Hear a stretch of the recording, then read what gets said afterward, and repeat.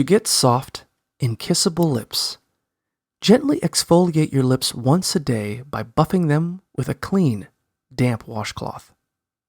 Use warm water and lightly rub your lips in a circular motion to remove dead skin.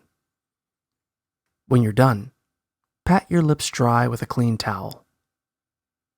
For deeper exfoliation, buy a sugar scrub for your lips, or make your own by mixing 1 tablespoon, 12.5 grams of granulated sugar, and 1 teaspoon, 5 milliliters, of olive or coconut oil.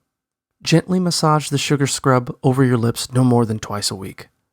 Then wipe your lips clean with a damp washcloth and pat them dry with a towel.